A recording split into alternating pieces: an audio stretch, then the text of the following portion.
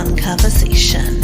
30 minutes of pure entertainment with musicians, writers, and actors, to motivators, chefs, and even rappers, to up-and-comers with the it factor. It's the Jazzy K Ward coming at ya.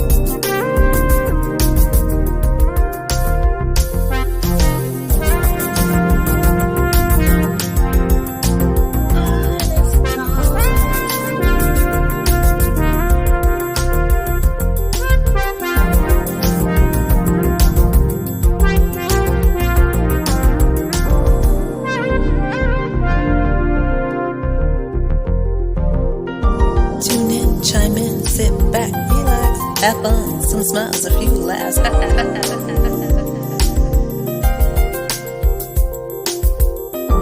Tune in, chime in, sit back, relax. Have fun, some smiles, a few laughs.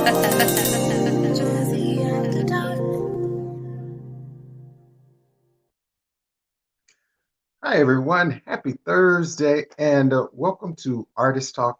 I'm your host, Jazzy K. Ward. Thank you so much for joining me tonight, welcoming me into your homes wherever you are across the world. But right now, don't forget to go over to K Ward Radio on my YouTube channel and make sure you subscribe, share with your friends and family. Also, kwardradio.com, my website. Also put in, subscribe your email address as well. Again, it's February. You know, this month has just pretty much flown away. You know, February being Black History Month. Of course, again, discover someone new. Black history is every day.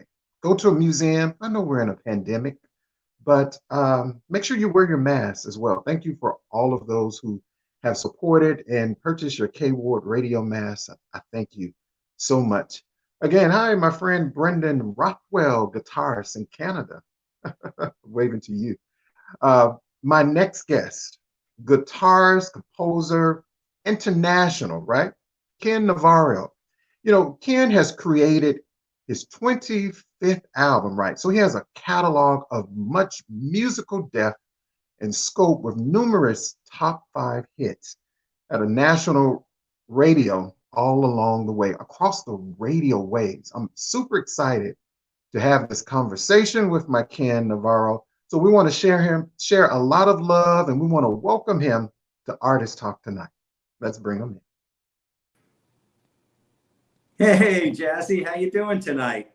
I'm doing well, my friend Ken. How are you? I'm doing good, and I echo both of those key sentiments you said. One, every day, every month is Black History Month. I don't understand this special month. I celebrate. There's so much to celebrate. I don't know how we can put it into one month. Just music alone and this thing we call jazz alone. I can't imagine my life without it. And then the second sentiment that February is flying by, I agree with you, but I wish it would fly even faster. we just had 4 inches of snow here today in Washington, D.C., where I live. Wow. And I don't know, man. I've had it. I just, between the pandemic and the weather, I just want spring and vaccines and, you know, all of that good stuff. Wow. Hey, Bertha. Hey, Willie Bradley. Hey, Willie. Hey, everybody. And hey, JAZZIE Harris. Oh man, that's an Ann. Oh wow, nice. Oh, that's so cool. These people pop up on our screen when they join us. That's really nice. And I don't know Mary, but I let me introduce myself. Hello, Mary. Hey, Mary. And Mary, Houston, Texas. Again, you know, I have family. I have a brother in Houston. So yeah, I hope she's doing okay. I have friends in Houston, and I've played there many times. And it really hurts to see those pictures on the news. You know what's going on there, man. Thank you, Connie. You're very sweet and kind. Thank you. God. So Kate, have you ever thought about, coming to the South a little bit, to get away from I some would of the. love to, and I have not had that many opportunities, frankly. The way it works, as I know you know, is people have to ask. I mean, I am always open to playing places, but promoters have to make the offer, and people have Right. to, I guess, call the promoter and say, when are you going to have that guy Ken Navarro come down to Birmingham or wherever it is? I played throughout parts of Texas. I played in I don't know, Florida counts for the South, but up and down all kinds of parts of Florida and New Orleans and certain areas. But yeah, in many ways, it's been a somewhat neglected area for me to play. Not really sure why, but yeah, maybe it's in the future. I have a feeling when this opens up, it's going to be like a fire hose. You know what I mean? And everything's people are going to be so happy to go see live music again and just to be with other people again. That's something that I have to say I miss. I love my wife, but enough is enough,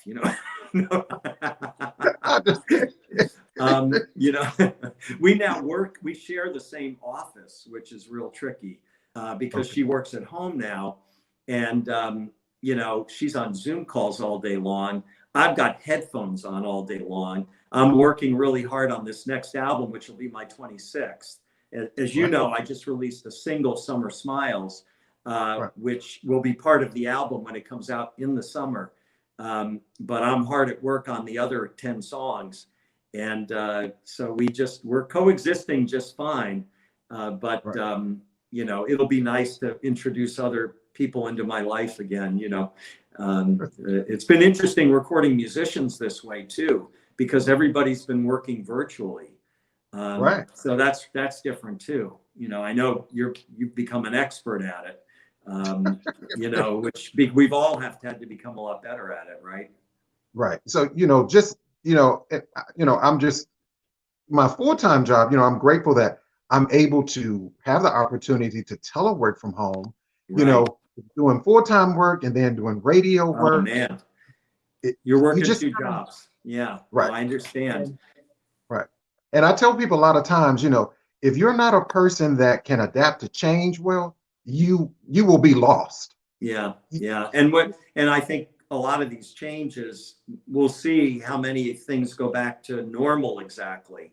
I think once people, like for example, with me, normally I bring musicians into my studio. Some people who live very far away might work remotely on certain projects, but everybody has worked remotely on this new album, and it's worked fine. And many of these people I've been working with for 25 years or more, and they're friends. I mean, they're incredible musicians, but they're also friends. And we know that what that means is we know each other. We know how to communicate. And so it's worked just fine.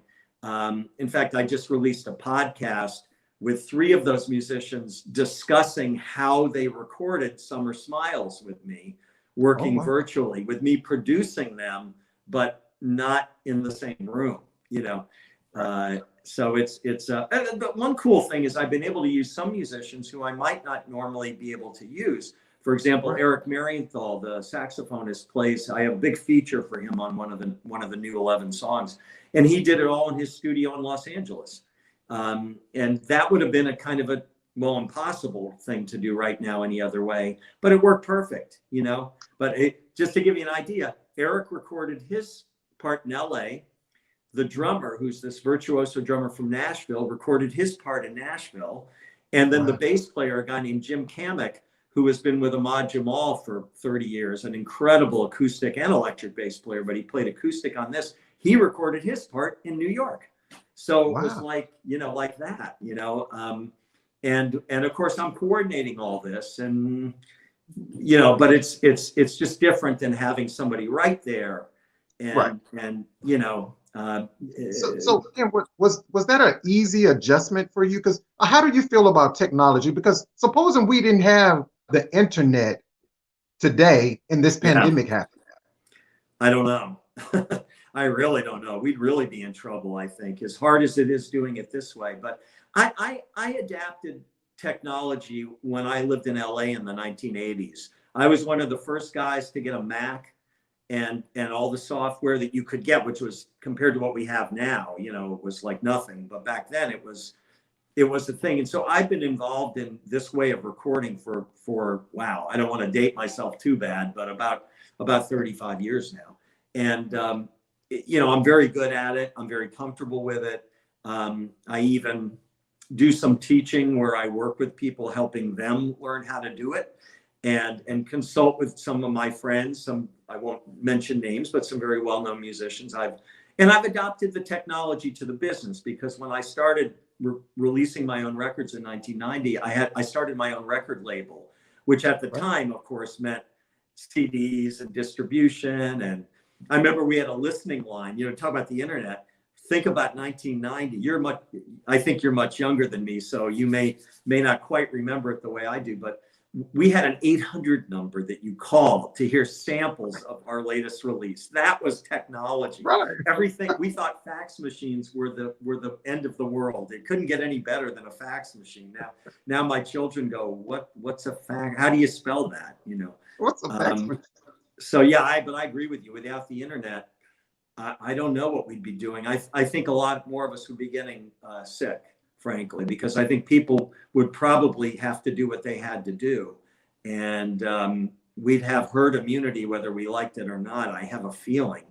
You know, I look at the grocery store workers who every time I go, I just thank them up and down, because they're out there doing what we don't have to do because we have the internet.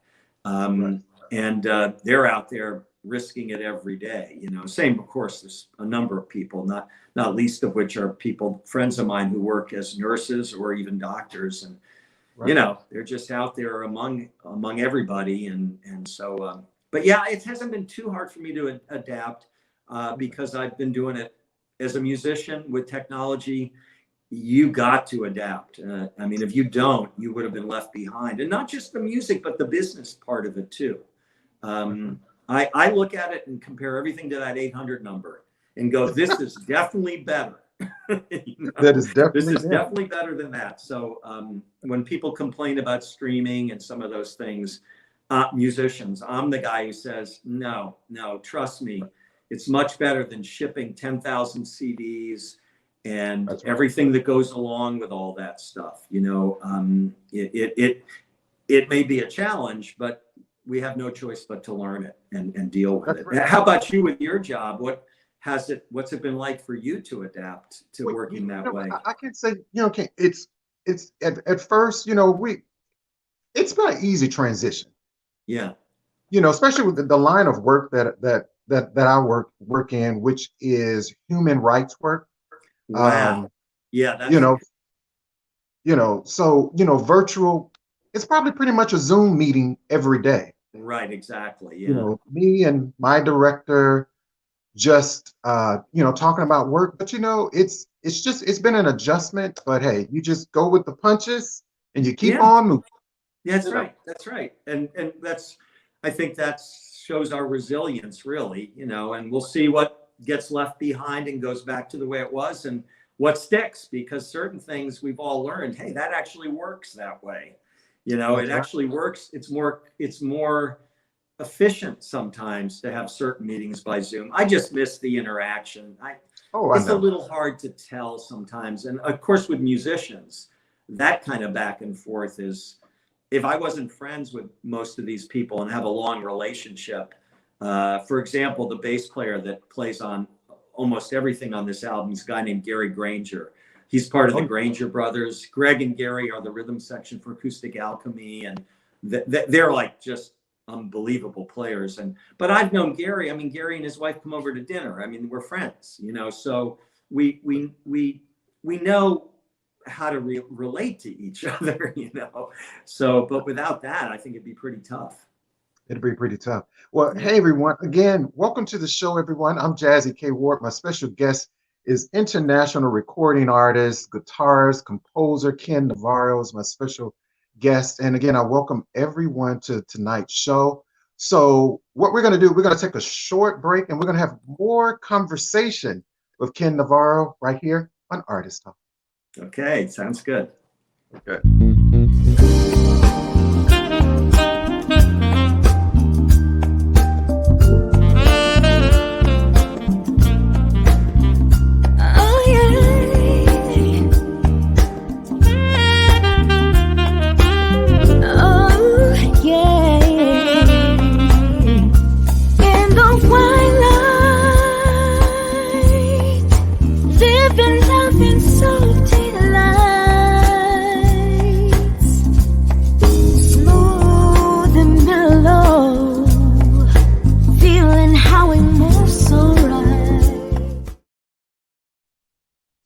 Hey everybody, welcome back to the show.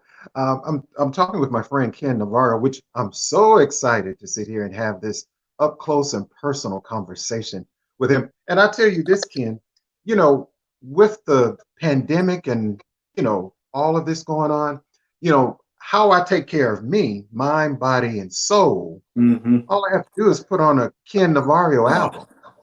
Well, that's sweet of you to say. I mean, I always hope, that's what I'm always hoping, that my music connects that way.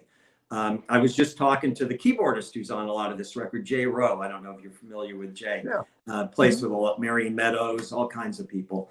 And Jay and I were talking about that, with Chick Corea passing.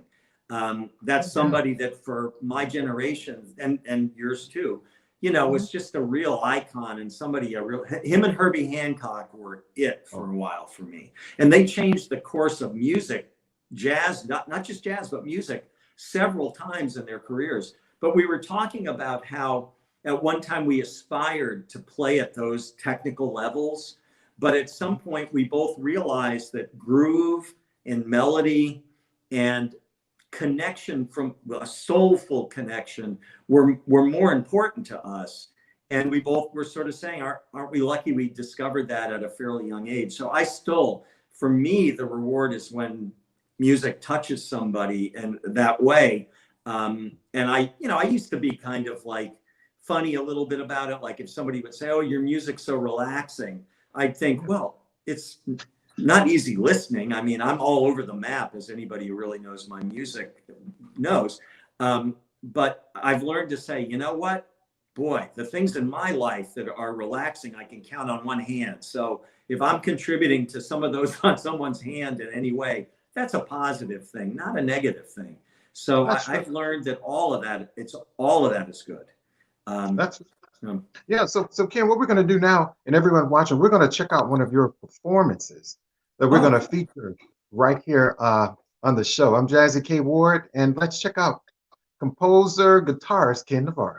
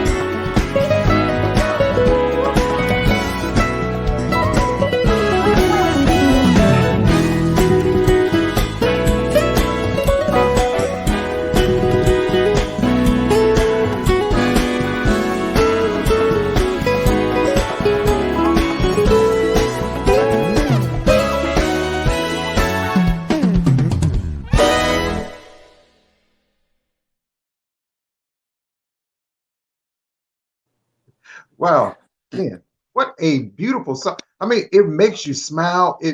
The music makes you feel so good.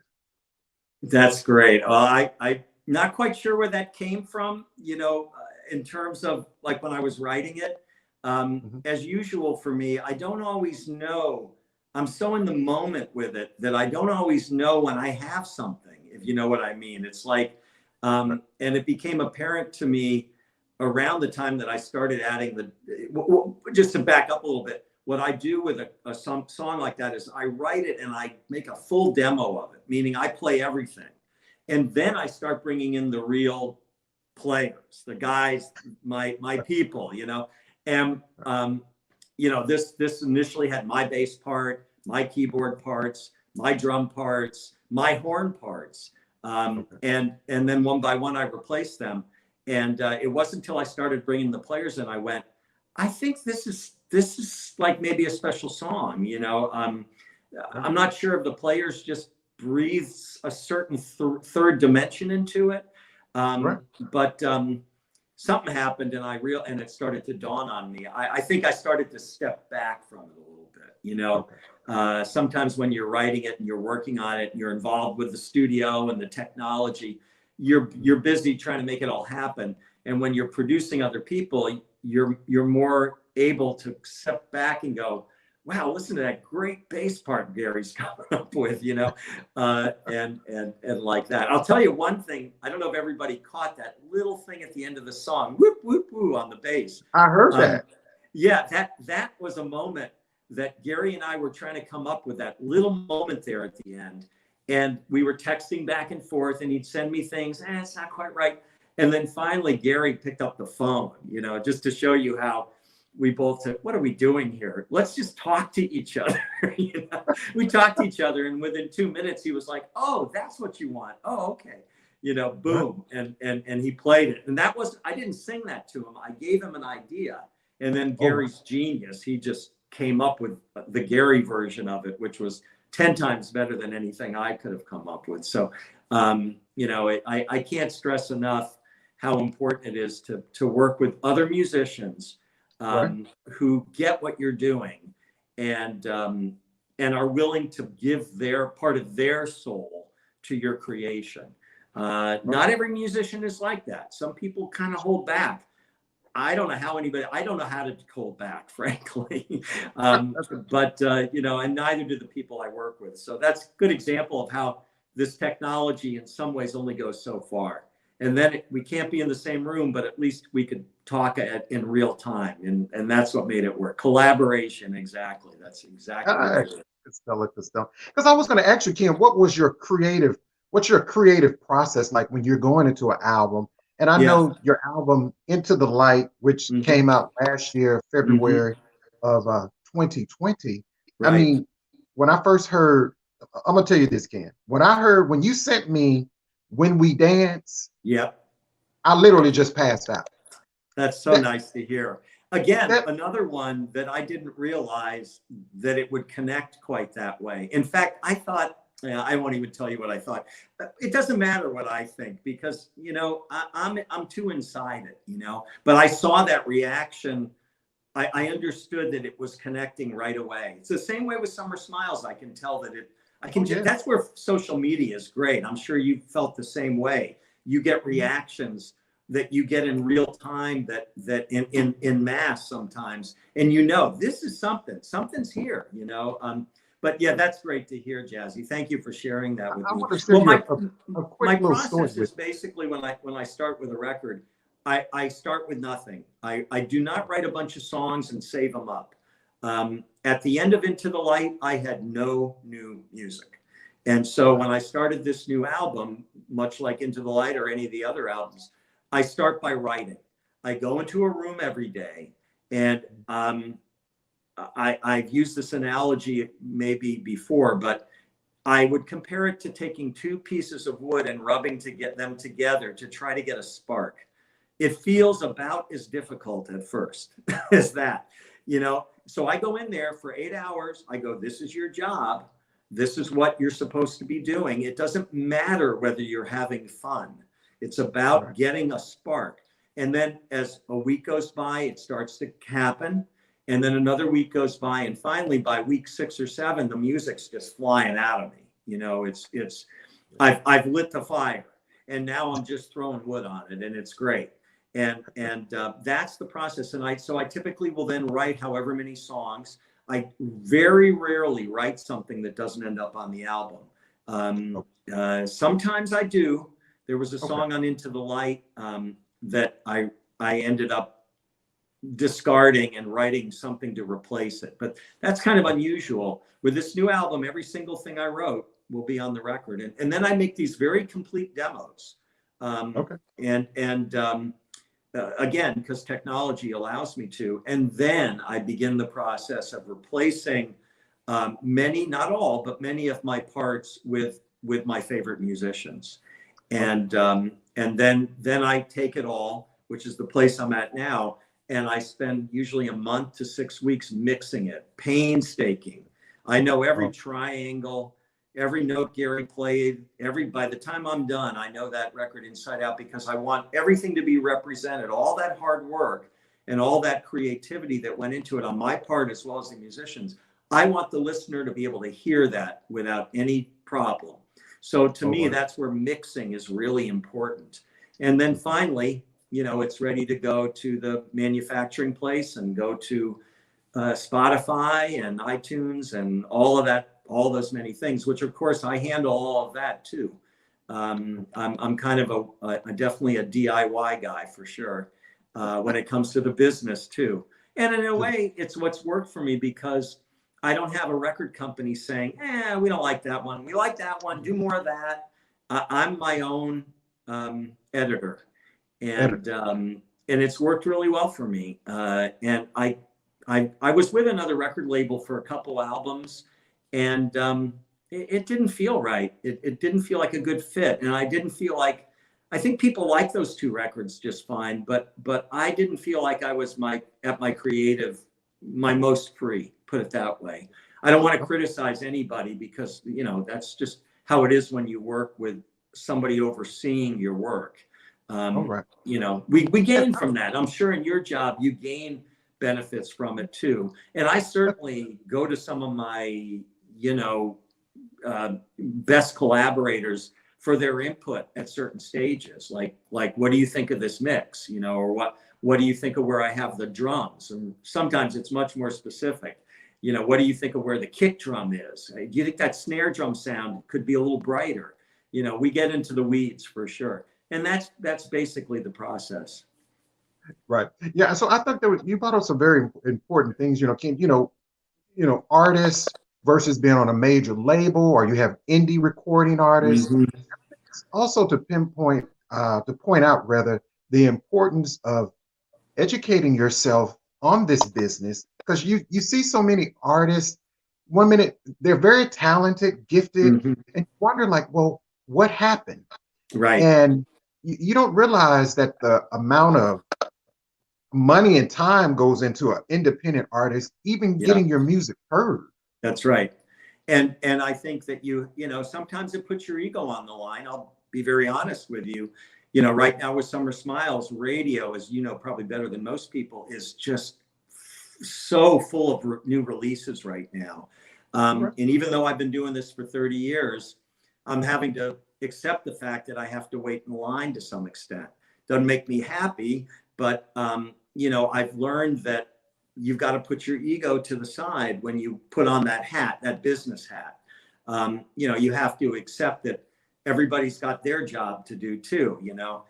Radio has their job to do, and they're doing what they think is right as well. I feel like Summer Smiles should be a hit. I really do at radio. I think it's a natural. But at the same time, I recognize the way things are. So you have that. What I'm really getting at is not every artist is capable of putting their ego to the side and not taking things personally, which you just have to understand that that's human nature. That people all have their road that they're on too. And, you know, it's kind of unrealistic to demand that everybody hear things the way you do. So, but I'm patient. I've seen my records usually take a while with radio to gather momentum. And but to me, reaching people, we now have the ability with social media, the technology, Spotify, iTunes, so many ways for people to find it now. You know, Summer Smiles has had almost 4,000 streams already in less than 4 days on Spotify alone. So to me, you know, that's a lot of people to reach, and you know, there's a lot of outlets. I as an artist, I try to define who I am, and trust that what makes the hair on the back of my neck stand up will make the hair on the back of other people's necks stand up. And if radio comes along for that ride, man, that's great. And it's important to me. But it's not the only story anymore, you know. If the song's great, it will connect, period. And I remind myself of that too. You know, it's more important to pursue that vision than it is to pursue trying to feed a specific outlet what you think they might want, which is really dangerous, because second guessing what radio wants, that's silly. I mean, they also are looking for stuff that makes the hair on the back of their neck stand up. You know, that's what they figure. If it makes it work for them, it'll make their listeners. So I'm preaching the gospel to you who knows already what I'm talking about. But, you know, I'm not sure that other musicians always get that, I guess. So maybe I'm talking to them. That's right. Hey, Walter, again, and don't forget, everyone, to support Ken. Hey, my friend Michael Lau. Hey, Michael. Make sure you go over. Nice. And Paulette. Hey, make sure you go over to KenNavarro.com. That's Ken's website. You can purchase all of his music, of course, off of the website. There it is, right there. Ken Navarro. Oh, thank you. Yeah. .com is the website. And again, I always tell people, if you don't know Ken Navarro, shame on you. He definitely has that it factor. Again, celebrating, you know, his 25th album, you know, working on his 26th album. And Ken, I wanted to share a real little quick story with you. I'm just going back to When We Dance. When you sent that to me, you know, from time to time, you know, I'll DJ private parties and, you know, wedding receptions. And I tried my best to film this segment, but, you know, being DJ, I was by myself, and I played your song When We Dance at this party, at this wedding reception. And when I tell you, Ken, the people, I mean, I played the song, I promise you, about 6 times. Wow. You have no idea how nice that is just for you to say that, and I really appreciate it. I mean, I don't always know those things, you know. So that's really great, especially people who don't know it, and it's just they're responding to it in a completely natural, organic way. That's what it's all about. I think that's what each of us is put on this earth to do, is to share that part of us that is what I just call our soul. I don't know. Everybody's got their own way of looking at it. That's what we're here to do. And when you do that and people also feel it that way, that's the ultimate reward. Right. So, Ken, let me ask you, who inspired you to make music? Did you come from like a musical family? Well, they liked music, I always say, but nobody in my family played it, you know. My Italian grandfather gave me my first guitar. He was a barber, like so many Italian immigrants were, and he had an appreciation of music, but no skill or special talent at it. My dad loved beating, you know, playing drums on things. My mom would say the equivalent. I'd be a little kid, and I still remember at the age of 5 or 6, her watching or having American Bandstand on or something like that, and she'd say the equivalent of, she's a little pitchy, you know, about a singer, you know. So I think they had ears, you know, but nobody played. And I don't know. I mean, I was very lucky that I grew up at a time where we had 2 distinct flows of popular music that were timeless and incredible. Motown, that's what I heard first, was all of that. And that's still deep inside me. All these great pop songs, but with a very specific, and I'm only in America thing. And then I also grew up with the whole Beatles thing. So those All right. both of those things, which were also all about great songs. And Mm-hmm. so those two things were what inspired me as a kid. And then I heard Jimi Hendrix. I heard other guitar that took it to a whole nother place. And then I discovered Wes Montgomery as a 17-year-old, and Miles Davis, and all of that stuff was just like mind blowing to me. And once I discovered this genre that we call jazz, I certainly infused all those earlier influences. They're still there. The horns on Summer Smiles are definitely, I don't even know. I mean, that's back in my head from all those great horn sections on all these Motown records. Yeah, I mean, I just never really looked back, and the feeling of improvisation, whether it's improvisation that's truly in the moment, or composing that happens from improvisation, which is how I work. The spirit of that once I was caught in its web, I just wanted to live there. And so that's how I've been pursuing it, with an ear for writing what I consider to be really good songs, and melodies that people, feel a connection to. But always it's about that feeling that you get, that that somebody's sharing something. And that's what I listen for. That's what anybody whose music I really like, it's because it's just full of that. I'm a big Prince fan, for example, which you wouldn't really hear in my music, I suppose, but because he gave you that every time, so. Yeah, thanks for sharing it. Again, everyone, you're listening to Jazzy After Dark Artist Talk. We're going to take a quick break, and we're going to have a little bit more conversation with Ken right after Okay, this. sounds good.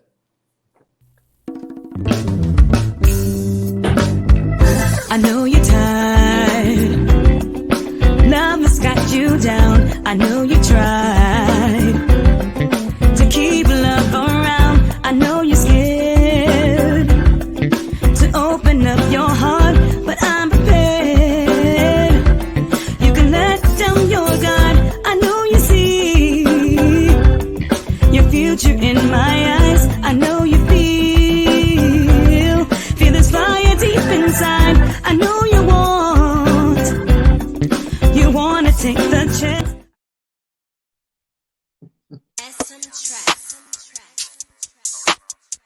Shout out SM. He did it. Yonder. Y'all ready? Let's go. Last time I tried to get by on my own led to frustration. Jesus said I don't want to live life all alone. I trust your graces. Marathons, Lord, help me pace it. Upgrade me, I don't want basic. Help me to be a better man. I'll take your hand and go to places I've never been. It's heaven sent. All the good you giving me don't make sense. Hello everyone, my name is Bridget Williams. I'm the owner of Necessities 101. Please follow the links below that will take you to my website and my business pages. I am trying to collaborate with stylists, bloggers, influencers, musicians, and everyone in between. I specialize in statement jewelry, so if you're planning a wedding or a photo shoot, I am your go-to person. Please check my page out. In doing so, you will be supporting a small business, and I would like to thank you in advance for that. Have a great day.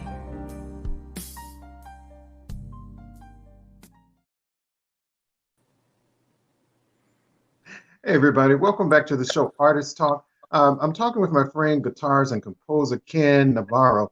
And Ken, I can't help but I see the guitar sitting there, and I can't but help but ask if you could play a little sample of something for us. Yeah, I'm just gonna. For some reason, I got very dark. I don't know why. Oh, that's okay. Sorry about that. That's I don't know why it's suddenly. Oh, I know why. You know what? I think my phone is starting to run out of power. Do you think I'll get in trouble if I plug it in while we're talking? Oh, no, you can go ahead and plug it in. Let's do that. Maybe that'll bring me back. Yeah, I do have a guitar here. This is the one that I record with. Okay. I apologize that I'm suddenly a little bit in the dark. I don't really know what happened. Oh, I know what happened. There we go. I know why. Got it. this is the one I record with. It's made by a company called Takamine. I've had it for 36 years. It's not as old as me, but it's old. I bought this when I lived in LA in the 1980s. And believe it or not, even though this is my main voice now, it's a nylon string guitar, which is different. I play lots of steel strings. I have a bunch of guitars, as anybody my age who's played this long without. But I never played a nylon string guitar before. When I moved to LA, and I got a call to do like a very acoustic recording session for a TV show, and I bought this, and thinking that, okay, I'm the new guy in town, I better have whatever they want. But I spent more money on the guitar than the session paid, you know. But it turned out it not only became my best voice for my songs, but I still have the guitar and I still record with it. So, you know, that's one of the first songs. One of the first songs that I, you know.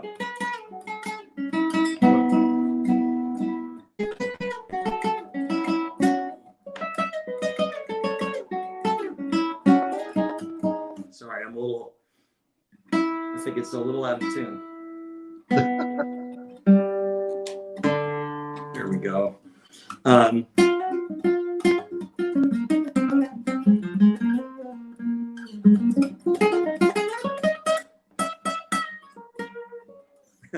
I'm just playing around. Wait, I'm just honored that you can even that you've even played a little bit for us. That was awesome. That was awesome. Thanks. Well, you know, it's this particular guitar. It's just a very sweet. I don't know if it's coming across that way. This, you know, with this medium, but.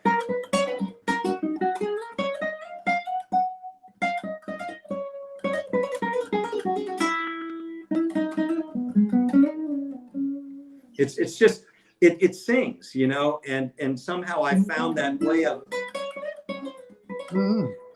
putting again that word soul into it, you know. That's better. And now it's in tune.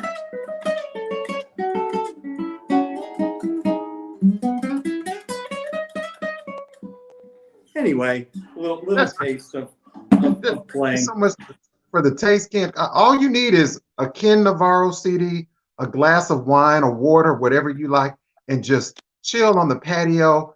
Go to kennavarro.com. You can find Ken's music everywhere where music is sold. So make sure, you know, we just had Valentine pass. And of course, that's a great gift. Gift the Ken Navarro CD. And Ken, you know, I know it's kind of hard, but before we let you go, can you share with anything that you have coming up? I know it's kind of hard. Oh, sure. Yeah, today I spent a part of my day working on one of the new songs. It's the last one, the final one that all the musicians have contributed to. I now finally have the last part. The trumpet player sent me his parts on Sunday. And so today I was just putting everything together and working on it. I'm afraid it doesn't have a title, but I'll play a little bit of this, hopefully. Can you hear that okay?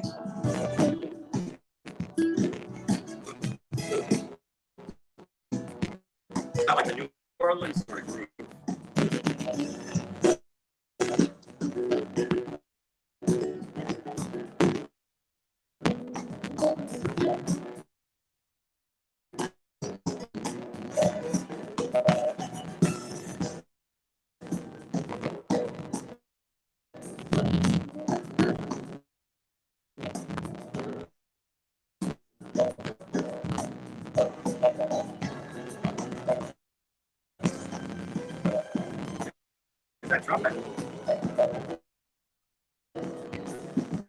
That is absolutely beautiful.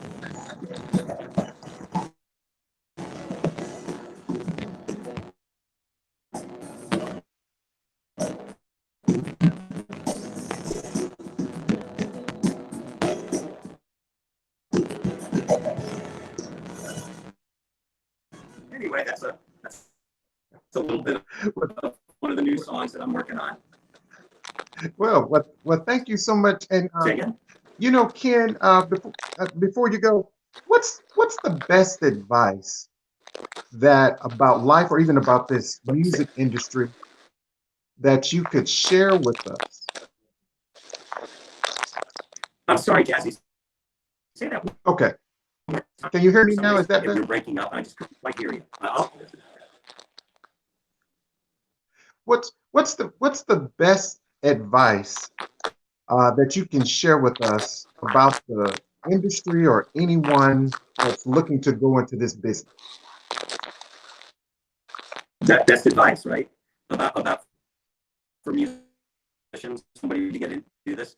I would say, figure out what it is that you love most about music or whatever it is you're creating, and then figure out what that is, and then focus on it like a laser, and don't let anybody distract you.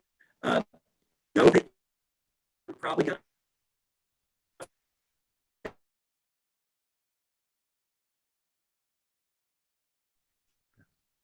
Hey Ken, we're having some technical parts with your internet connection. So we're gonna come right back right here on Artist Talk.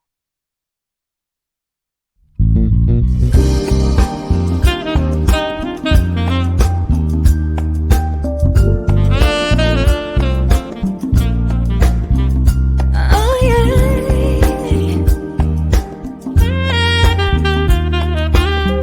Oh yeah. In the twilight, living love in soft delights, smooth and mellow, feeling how we move so right. Hey everyone, I'm Jazzy K. Ward. Tonight was just a beautiful night having a conversation with my friend Ken Navarro, international recording artist, guitarist, and composer. And I think Ken was having some internet issue problems. It's virtual, the weather, and all that jazz. And I was hoping that Ken would be able to connect back with us. But I want to thank each and every one of you for joining in tonight. And don't forget to go over to K Ward Radio on YouTube, and subscribe. All you have to do is hit the little bell so you can get all the notifications. kwardradio.com. Subscribe your email address as well. And I think Ken is back. So let's see if we can check in with him real quick. Happened. You were doing a fair amount of in and outing, and then suddenly the screen went black. But I just went on another source in case this was a better connection. So sorry about that. Oh no, that's okay. And now I can hear you great. Okay. Yeah, I just wanted to finish my answer because I think it's a great question. You just hold on to that inspiration and don't let anybody get you off track, and don't let yourself get off track, because sometimes we're our own worst critics. At least I can be my own worst critic for sure. And just keep at it. I'm glad I got back on. I felt terrible when I lost you. But Ken, thank you so much for that. And again, tell people how they can go and support you in your music. Thank you. Well, yeah, I keep myself very active at my website. I'm always putting updates up. And I have a podcast if people want to get behind. It's called All About the Music. There are probably about almost 50 episodes now, including ones with the drummer, Greg Granger, who played drums on When We Dance, talking about how we recorded that, and interviews with other musicians as well. Interviews with people from Pieces of a Dream and certain bands that I really respect. And yeah, they subscribe to my YouTube channel. I've got all the usual things going on, the YouTube channel, Spotify, my couple Facebook pages. I think my friend one is full right now, but my musician one, anybody can join there. And I'm very active with social media. People write me, I write them back. And it's me. I've had a couple people say, "Who is this really?" I'm like, it's me. It's all I have. But I appreciate you asking about that. And Jazzy, thank you so much for asking me to do this. This was a lot of fun for me. and it just, I don't know, it's just a nice experience. So thank you for having me and for thinking of me for your show. Oh, you're welcome. And come back anytime, Ken, please. Any new music projects coming out, please come back. Well, maybe when the new album comes out in the summer, we can do this again, and we can talk more specifically about all the stuff on, and I'll have song names by then too, song titles. Okay. Thank you so much, Ken. And, blessings to you and your family, okay? Blessings to you. Keep staying safe, Jazzy. I'll keep listening to you too. All right. Thank you so much, Ken. My pleasure. Talk to you soon, I hope. Bye-bye. Thank you for everybody for joining us too. Thank you so much. Wow, everybody. Thank you so much for joining us tonight. I'm your host, Jazzie K. Ward. Don't forget to catch me on Friday for Featured Friday. Right here, I have another special guest. Moon will be my special guest. Any artists that would like to come on the show, send me your music. My mailing address is there, website. Just email me. Send me your music. We can have a conversation on the show. Anyone, donations that you would like to give, my Cash App and PayPal information is listed there below. So this is Jazzie K. Ward saying good night. Don't forget, remember, take care of yourself and be kind to others. See you next time. A live one-on-one conversation, 30 minutes of pure entertainment with musicians, writers, and actors, to motivators, chefs, and even rappers, to up-and-comings with the it factor. It's the Jazzie K. Ward coming at ya.